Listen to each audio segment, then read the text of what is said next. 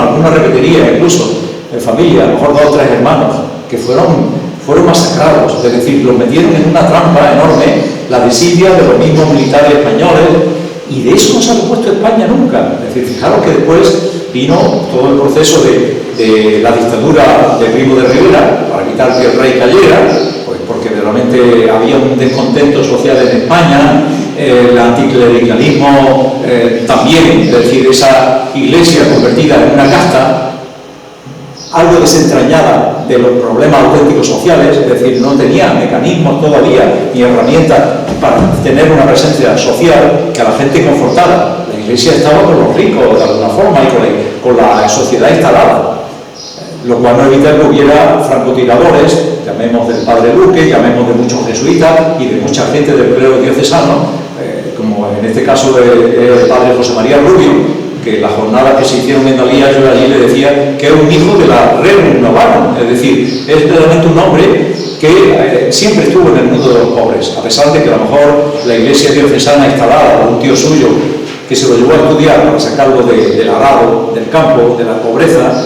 la de Dalía, ¿no? Pues él se dedicó en Madrid a atender después a los inmigrantes de aquella época, los que venían de la España central, de la España rural, con máxima pobreza, y bueno, tanto él como el padre Luque son coetáneos y son hijos de esos de la Rerum Novarum y también de la 40º año, aunque el padre Rubio, José María Rubio, no coge totalmente la 40º año, ¿no? Pero sí es verdad que es un hombre concienciado con el servicio a los pobres, porque la Iglesia se había quedado mirando para otro lado, es decir, los acontecimientos conservadores, etcétera, no habían hecho, y los papas que habían tenido una cierta alarma social, como podía ser en este caso León XIII, o podía ser el Pío IX también, es decir, realmente no habían llegado a hacer esa revolución que la Iglesia necesitaba y que no se va a producir nada más y nada menos, porque la Primera y la Segunda Guerra Mundial todavía cerraron más a la Iglesia con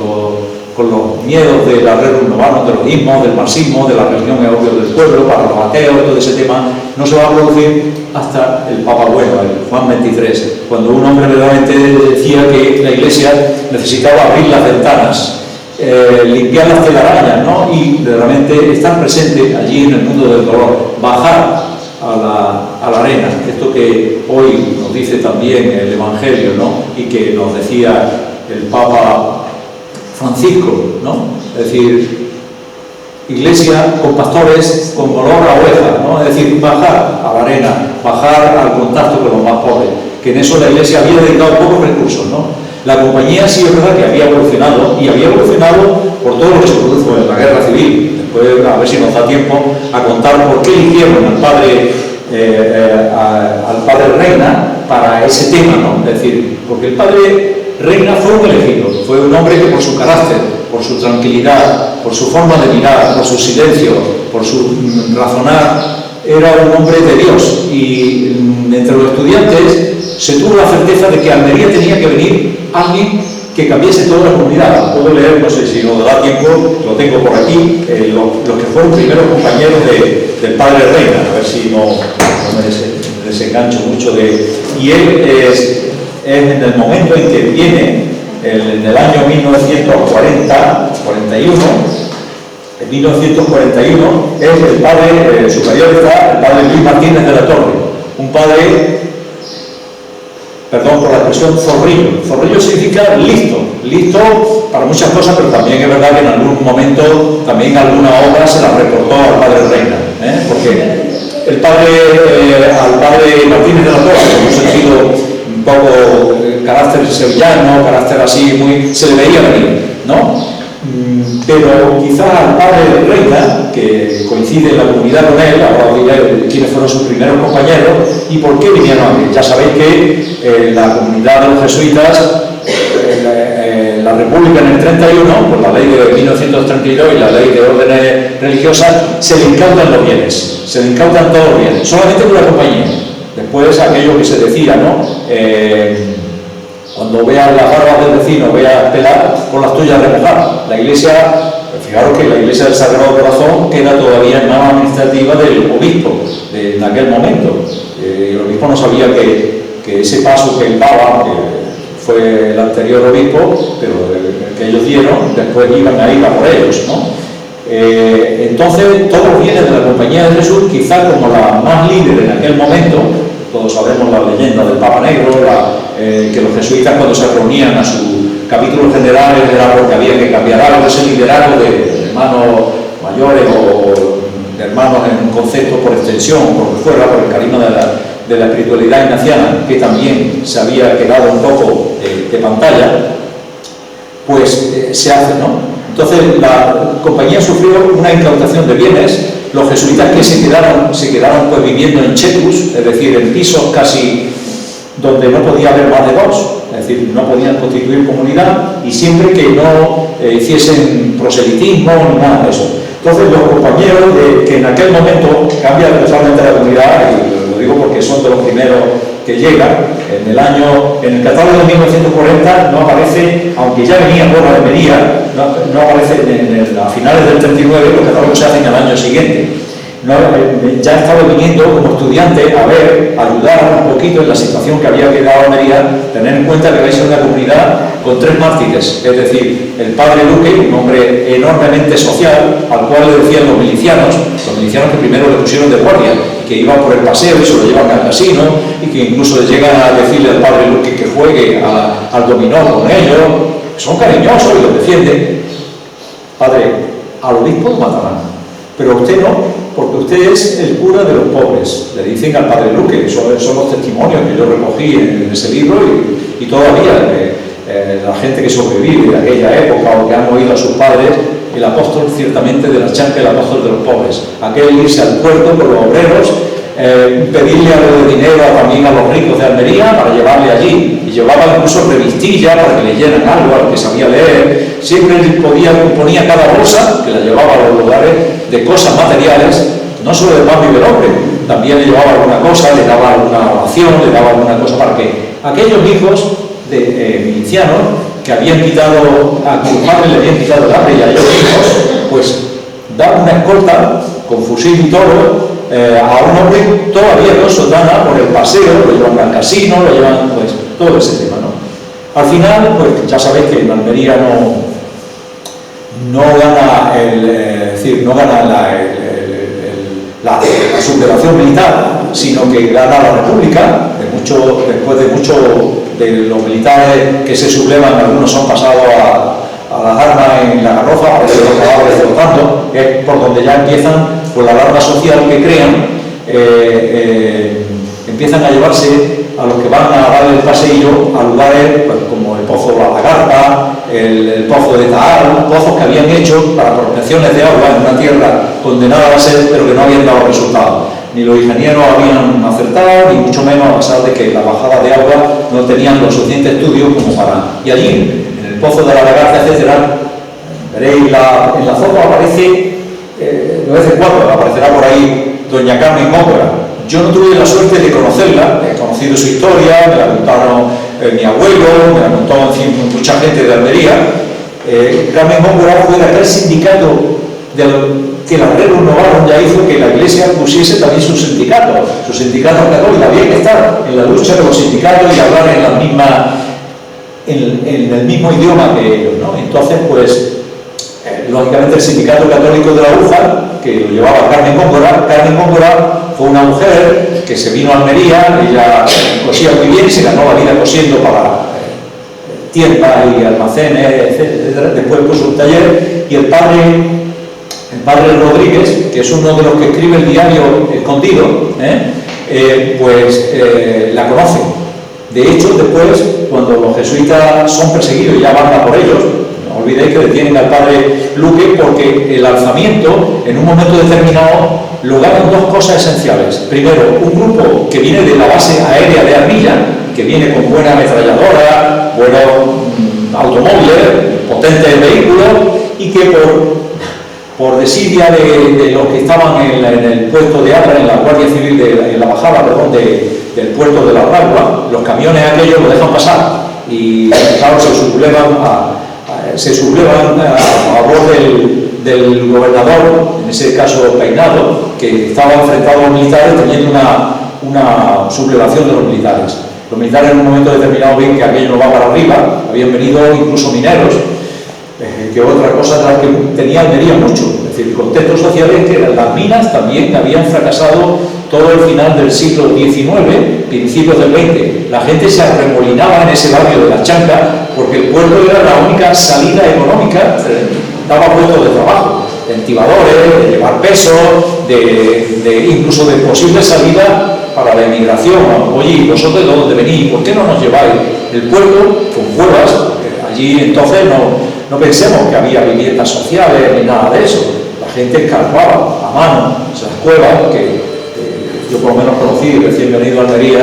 en el barrio de la Chanca, ese barrio de la Chanca que ya digo describe perfectamente Juan Goytisolo, de la pobreza, la miseria que había y que sobrevivió muy fuerte hasta 1970,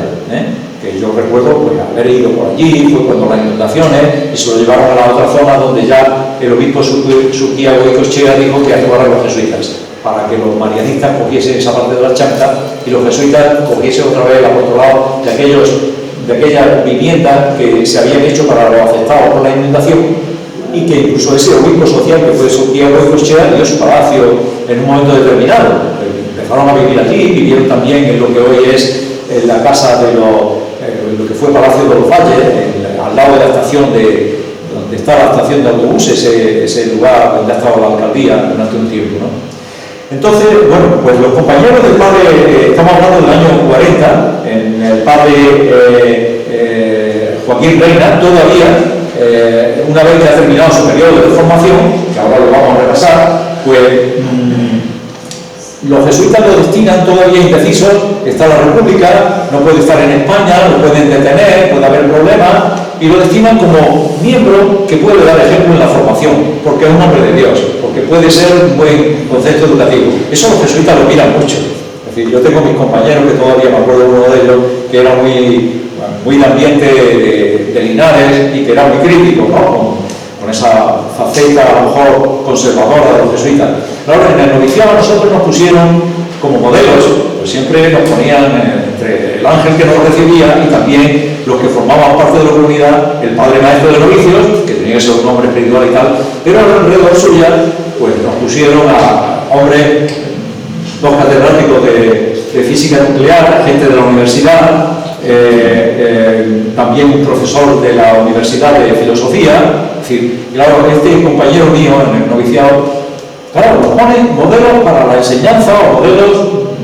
de mente, de gente muy curtida, como aquí, por lo menos te va a pasar una vida estudiando para ser catedrático y estar en un puesto influyente. Aquel concepto malentendido de San Ignacio de Loyola, que todos tenemos que saber, ¿perdón? Sí. Aquel concepto... Una foto que está muy bien. Acá hay una foto que está... Perdón. Pues aquel concepto que San Ignacio de Loyola malentendido, que después también se le hace a Lopo y tal, de si se convierte el rey, se convierte en los súbditos, ¿no? Aquellos líderes, es decir, la gente con quién se fija, las mentes claras o en los líderes. El liderazgo de los jesuitas pues siempre está ahí, hay libros escritos sobre ese malentendido liderazgo, ¿no? Porque lo que Ignacio quería decir, quería siempre aprovechar los recursos al efecto multiplicador. Si la batalla, el que es líder, el que tal, sigue la gente y tiene un efecto vencedor, pues también en el mundo de la brillantez, de dar testimonio, que también eso a veces se nos olvidaba, del hombre de Dios, del que da ejemplo simplemente con su silencio, con su mirada, eso también es importante, y eso a veces se olvidaba. Bueno, pues este compañero mío decía, claro, aquí nos han puesto, ya verás cómo no nos han puesto a uno que vaya a los barrios sociales, a uno que vaya con los pobres, nos han puesto aquí a los catedráticos, habían puesto en ese momento pues a Guillermo Rodríguez Izquierdo, que fue rector fue decano de física nuclear en la Universidad de Santiago de Compostela, en la naciente Universidad de Extremadura, Leandro Sequeiro, que también había sido catedrático de Geología en Zaragoza y después a Huelva. Nos pusieron allí también a Jacobo Cárdenas, el catedrático también de Química, es decir, que, bueno, un hombre que además uno de ellos murió joven, Jacobo, que se hizo muy amigo nuestro, jugaba al fútbol con nosotros también, es decir, que daba ese ejemplo testimonial de oler a oveja, de bajar con nosotros también a jugar, que yo creo que ese era también importante. Después nos dimos cuenta de que la compañía corrigió eso en nuestro periodo en Granada de estudiantes. Ahí ya aparecieron gente con olor a oveja, como yo digo, ¿no? El padre Adolfo Chércoles, que me imagino que algunos de vosotros habréis tenido lo que es un hombre desde la sencillez, desde la campaña de alfabetización y vivir con los gitanos, de traducir todo lo que era el lenguaje gitano y de estar con los sencillos. Ellos se fueron a vivir al polígono de Granada, a vivir en un lugar con gitanos y participaban junto con Ignacio Molina también en todo el tema de los gitanos. Después ayudaron aquí también en la pastoral gitana cuando los jesuitas se vinieron al barrio de los Almendros. En fin, es verdad que en un momento determinado yo creo que el padre maestro se dio cuenta de que en su equipo había metido mucho cerebro ilustre, pero no había metido esos pastores como la oveja, gente que estuviera con los pobres y con los sencillos.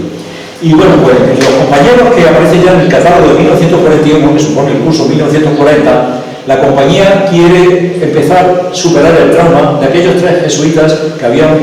habían muerto en la guerra civil. Es decir, el padre Santaella, el superior,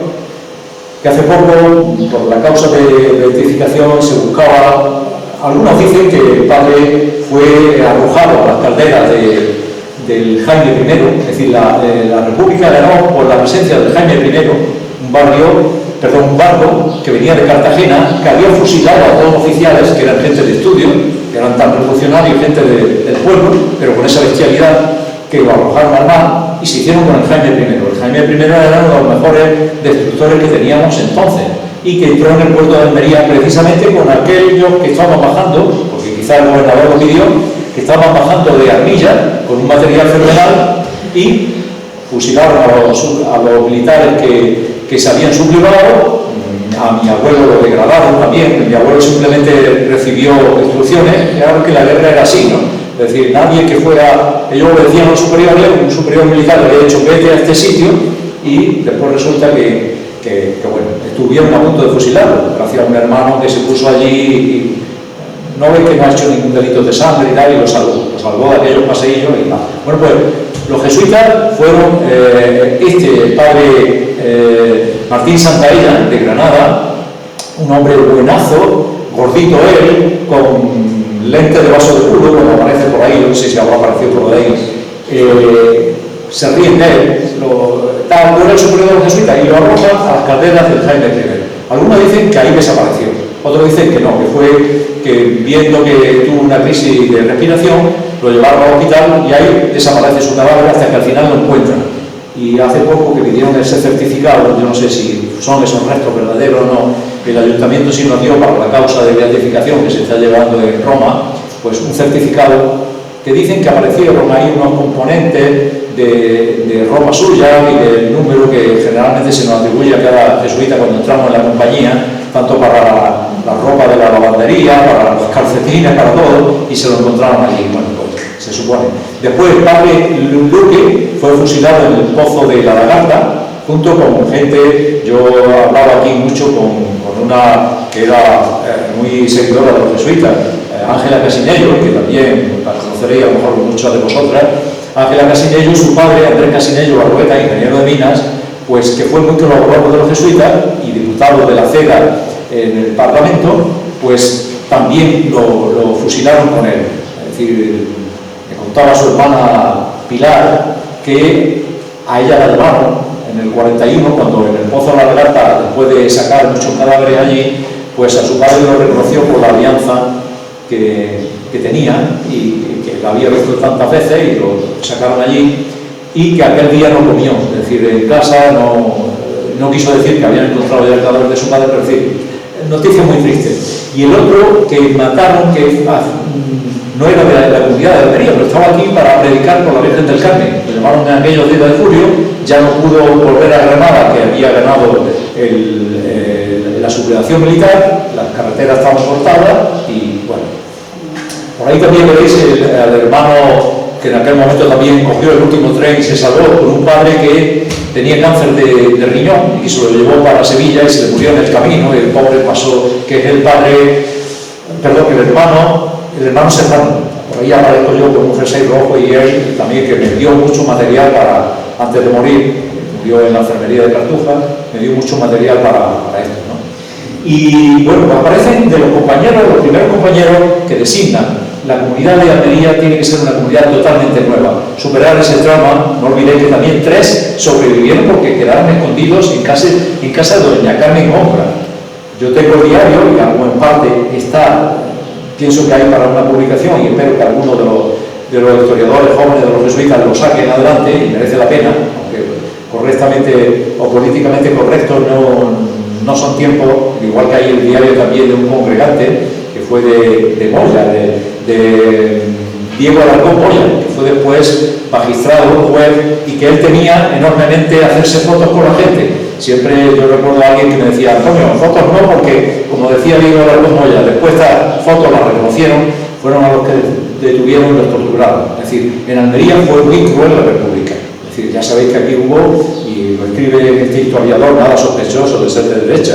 como es Eusebio Rodríguez, que es militar, y escribe el campo de concentración de Toulon. Es decir, aquí hubo un campo de concentración donde se mataron a mucha gente, entre ellos de una familia muy conocida por mí, que es Ginés Valera Escobar, Tomás, un jovencillo que simplemente en una procesión había hecho de las últimas procesiones que salieron con la República,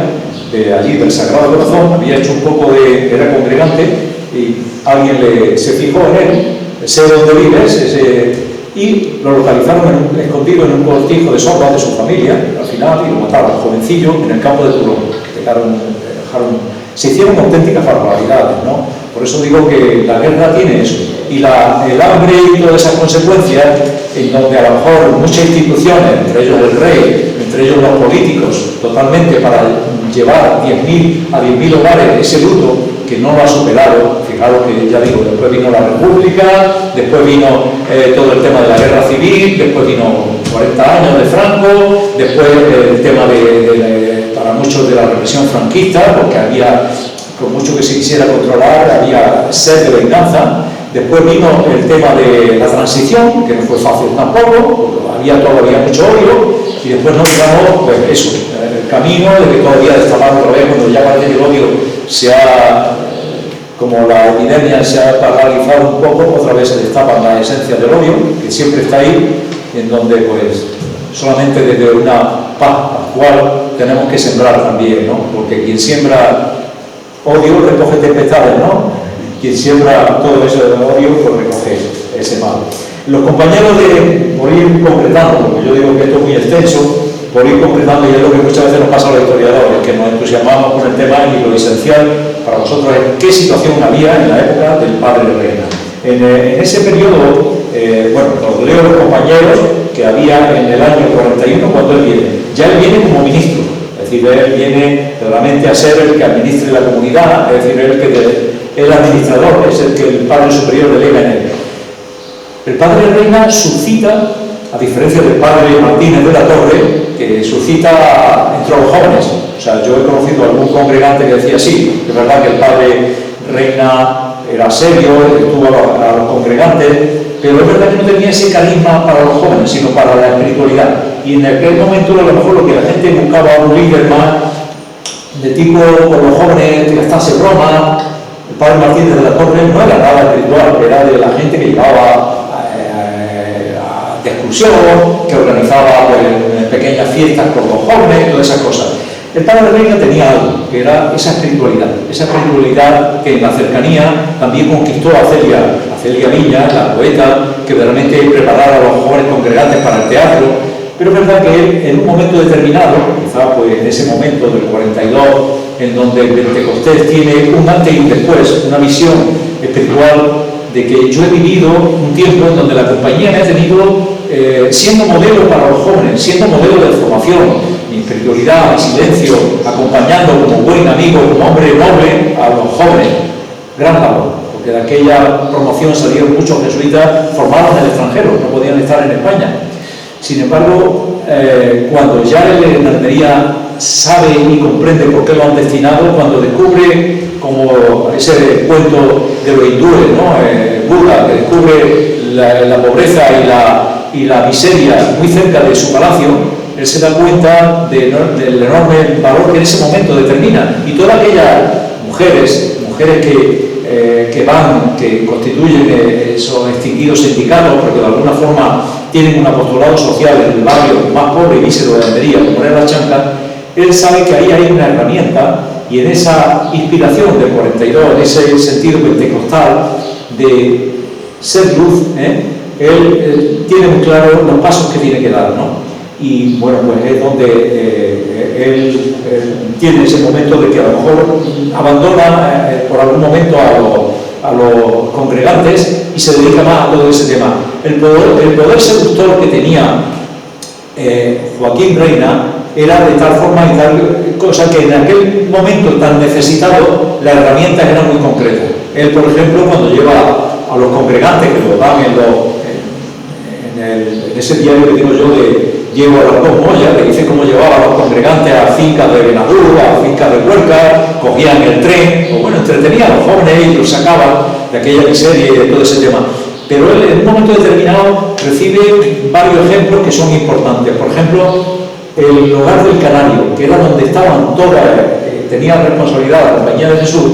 donde estaban todos los huérfanos de la guerra en Almería, gente de mucha pobreza, niños que apenas tenían ropa, niños que estaban, pues bueno, con auxilio social, de falange y de todas esas cosas, sobreviviendo al hambre y a la penuria, donde muchos niños enfermaban. Él se fijó en un momento concreto, que aparece ahí en el libro, en un profesor, en un hombre de Dios, don José Fernández, que después es el que va a hacerse cargo también de la SAFA, y lo elige a ellos para esa donación que le han dado los Vivas Pérez, o los Verdejo Vivas, sí, los Verdejo Vivas, la familia aquella de los Vivas Pérez, del médico don Juan Verdejo y del que fue luego alcalde de Almería, Guillermo Verdejo Vivas, que fue premio. Eran gente que se esforzaba, gente que sufrió mucho. Fue Guillermo Verdejo Vivas, que llegó a ser alcalde de Almería, pues fue un hombre elegido por el padre Sobrino, otro mítico jesuita de los que dominaba el inglés y de los que se llevaron como premios nacionales de carrera, a don Guillermo Verdejo Vivas a estudiar allí farmacia en Estados Unidos y que estuvo un año con ellos, ¿no? Y el otro que iba con don Guillermo Verdejo Vivas era nada más que don Manolito Fraga Ibáñez, don Manuel Fraga Ibáñez, después ministro de Información y Turismo, que vino aquí y que también hizo amistad con don Máximo Cuervo, que es otro personaje, general togado del cuerpo jurídico, nada militar, sino de vocación jurídica, que había sido director general de prisiones y gracias al cual en un momento determinado se concedieron varios indultos por petición del padre Joaquín Reina, que iba a la cárcel. Hay ahí testimonios de momentos muy claros, que yo me acuerdo que en un momento en que formaba parte de mi tribunal para la tesis doctoral, formaba parte, me había metido allí, en vez de meter a un jesuita que era especialista en todo ese tema, pues me había metido a don Fernando Martínez, que también había sido alcalde de Almería, pero que ahora es el responsable, un hombre todavía que se extrañaba de que a mí los jesuitas hubieran abierto el archivo. ¡Hombre, por fin, buena noticia! Y se fijó en que el padre Reina iba a la cárcel, ¿no? Y dice, y no se le ocurrió a los jesuitas, y digo, iba a la cárcel también por ese mandato ignaciano, de allí donde vas a una población y no sabes los sitios del lugar, no se trata solamente que vayas a los sitios de hambre, como era La Chanca, como podían ser los hospitales. Él me hablaba de los hospitales de Granada en el momento que entró de novicio, de cómo venían los heridos de la guerra de África. Es decir, me habló porque sabía que yo era africano, vamos, en ese aspecto de haber sido mi padre migrante al norte de África. Y recuerdo que él me contaba todo aquello de su experiencia en la cárcel. Aparece anotado todo aquello, generalmente que lo mandaban a él. Había otros jesuitas que fueron a la cárcel también, pero generalmente cuando habían condenado a muerte lo mandaban a él, quizás porque ni el padre Martínez de la Torre estaba para esos tutes, ni a lo mejor era el más adecuado, y él iba a la cárcel. Y gracias a la intervención de él, yo recuerdo de él, por parte de mi padre,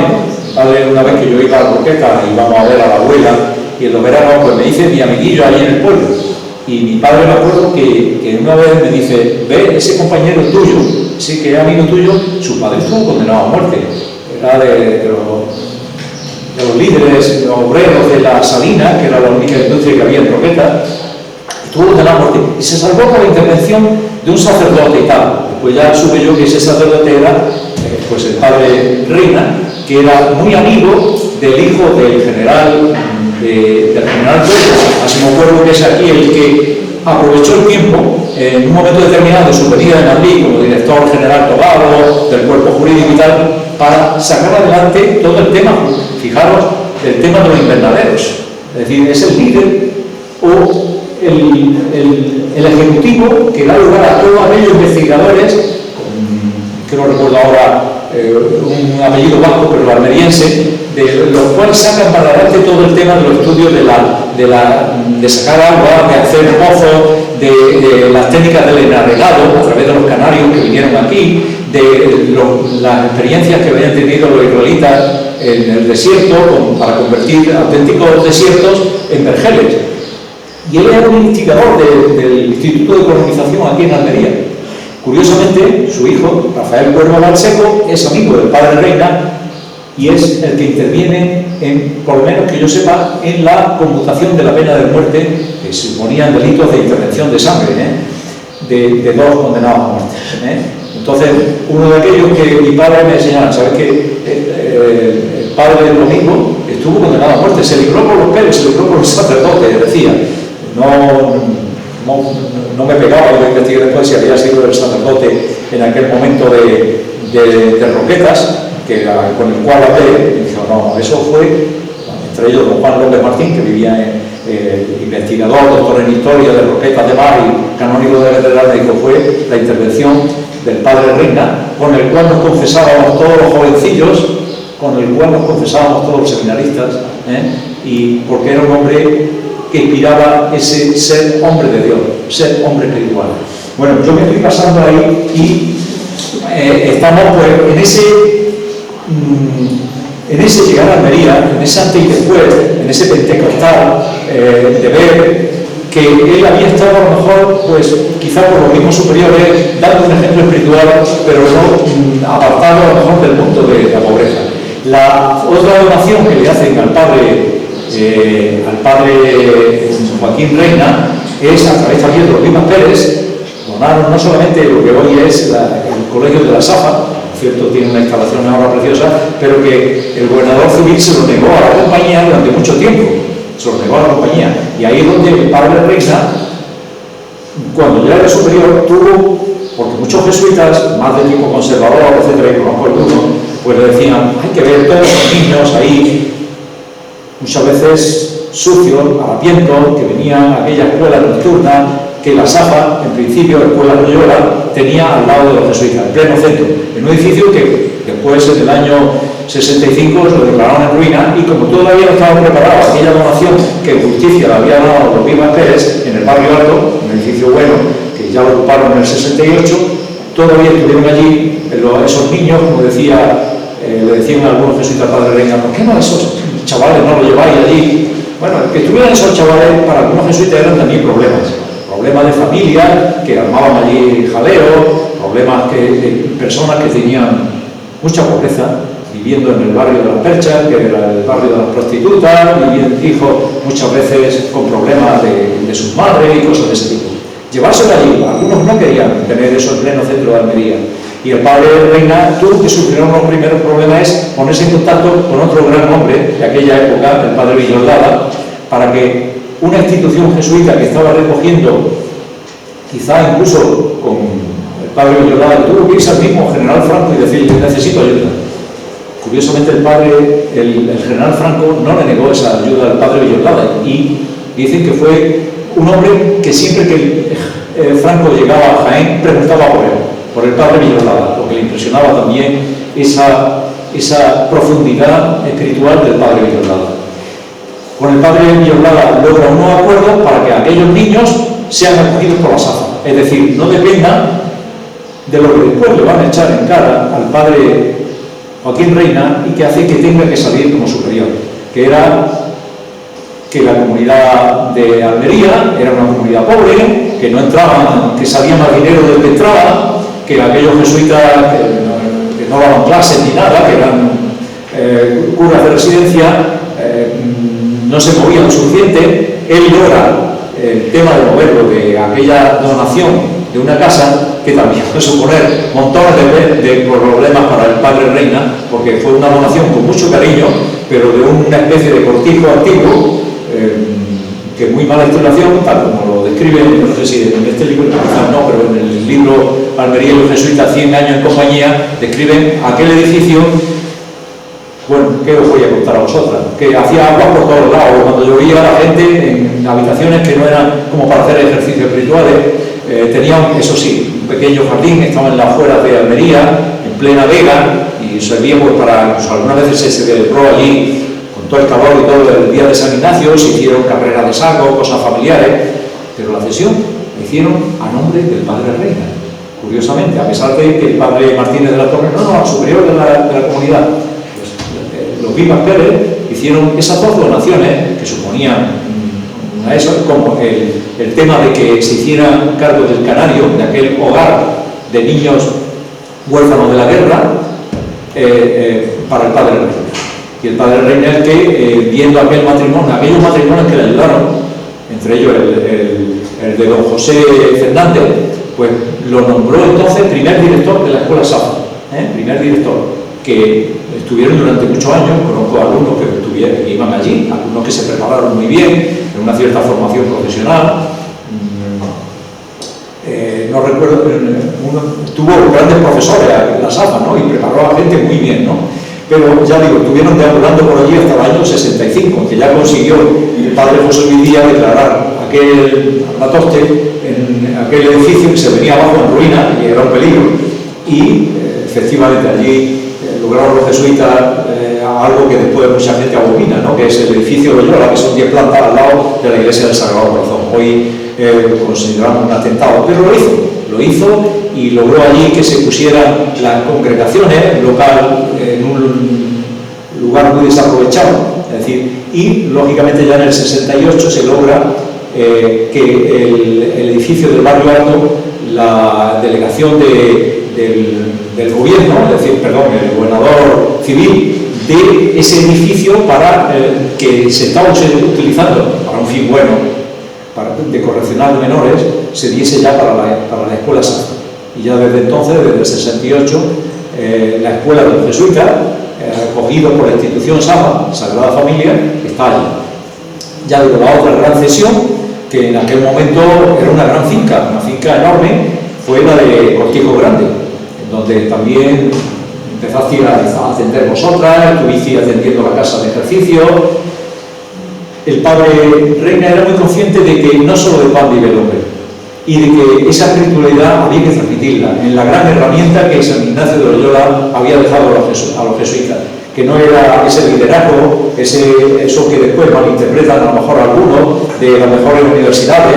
y que ahí cabe que todavía algunas veces la gente nos amenaza diciendo hay que ver nada más que queréis los cerebritos y tal. Eso le quedó a los jesuitas por ese carisma de Ignacio del efecto multiplicador. Si él se convierte en líder, si el líder abre la marcha, le siguen los demás, ¿no? Aquello que también San Jesús de Nazaret también nos dice, ¿no? El rey que sale realmente al encuentro de los demás, el reino de Dios, crear espacios del reino de Dios. Y la casa de ejercicios espirituales se mantuvo durante un cierto tiempo. El problema era pues que era una casa que necesitaba un sostenimiento carísimo, aquello era una ruina, que pretendieron sacar cosas del puerto, como el padre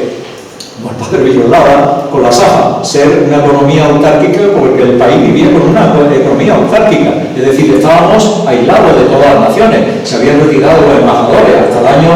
53 me parece, y realmente hasta ya el desarrollo en el 59, que fue cuando ya el gobierno de Franco incorporó a los tecnócratas, muchos de ellos procedentes del Opus. El Opus también dicen que recogió aquellas armas de los jesuitas de fijarse en los cerebros, en los líderes, a lo mejor en los mejor instalados en la sociedad, porque había que sacar recursos. Eso es malentendido, ¿no? Porque lo que pretendía Ignacio de Loyola era los recursos, superarlos, distribuirlos bien, sacar recursos, porque a veces eso le va a costar al padre Joaquín Reina, que en un momento determinado, en Almería, ha habido un caso de un médico que llegó a la residencia y atendió a un hombre que tenía una pulmonía encima y lo atendió, y cuando se da cuenta, bueno, ¿esto qué es? Tenía de mantas 3 cortinas, una cosa así. Es decir, era tal la pobreza que vivía la residencia de Almería por falta de gente que trajera recursos. La economía de los jesuitas en la residencia era así: hay que trabajar, hay que traer recursos y